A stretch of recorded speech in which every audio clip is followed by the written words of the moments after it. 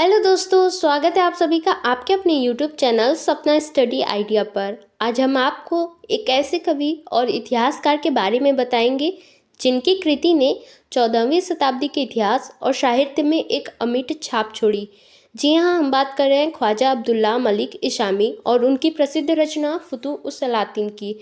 तो देखिए, यह केवल एक ऐतिहासिक ग्रंथ नहीं है बल्कि दिल्ली सल्तनत की राजनीति और संस्कृति का काव्यात्मक चित्रण है। तो चलिए जानते हैं विस्तार से कौन थे यह ख्वाजा अब्दुल्ला मलिक इसामी और इनकी जो कृति है फुतूह-उस-सलातीन के बारे में। तो आइए एक छोटा सा परिचय पहले देख लेते हैं। तो देखिए, इनका ख्वाजा अब्दुल्ला मलिक इशामी का जो छोटा सा परिचय है, इसमें देखिए क्या है कि मलिक इशामी एक प्रतिष्ठित फारसी कवि और इतिहासकार थे। वे मोहम्मद बिन तुगलक के शासनकाल, जिनका शासनकाल देखिए 1325 से लेकर 1351 तक था, में सक्रिय थे। ओके, उनका संबंध दक्षिण भारत के दौलताबाद, जो कि महाराष्ट्र में है, से संबंध था।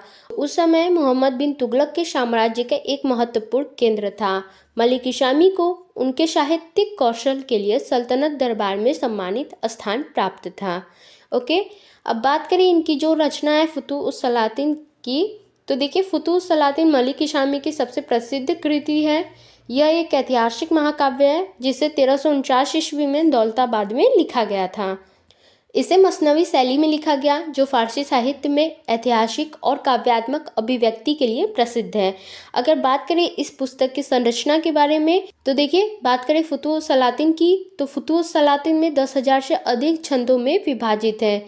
इसमें सल्तनत काल के घटनाओं को काव्यात्मक शैली में वर्णित किया गया है। और इसकी बात करें मुख्य विषय वस्तु की, तो इस्लाम के आगमन और प्रसार का वर्णन है, दिल्ली सल्तनत के सुल्तानों की विजय गाथा है, राजाओं की राजनीतिक, धार्मिक और सामाजिक नीतियों का चित्रण भी है, और मोहम्मद बिन तुगलक के शासन की आलोचना की गई है। ओके, और अब बात करें इसमें महत्वपूर्ण घटनाओं के बारे में। गोरी और गुलाम वंश की स्थापना की बात की गई है, खिलजी और तुगलक वंश के विजय और प्रशासन की बात कही गई है, दक्षिण भारत में मुस्लिम विजय अभियान है, तुगलक वंश की समस्याएं और पतन के बारे में इसमें दिया गया है।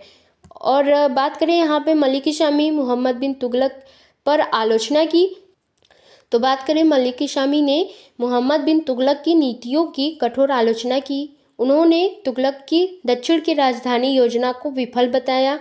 उन्होंने तुगलक को अनुचित निर्णयों का शासक कहा, जिसके कारण राज्य में अस्थिरता बढ़ी। इसामी ने तुगलक की आर्थिक और सैन्य नीतियों पर भी सवाल उठाए। अब बात करें पुस्तक के ऐतिहासिक योगदान की, तो देखिए, अगर बात करें इसमें इतिहास के स्रोत की, तो फुतूह-उस-सलातीन दिल्ली सल्तनत के सामाजिक, राजनीतिक और सांस्कृतिक इतिहास का महत्वपूर्ण स्रोत है। और यह देखिए सुल्तानों की विजय, शासन और उनके प्रशासन की स्पष्ट झलक प्रदान करती है।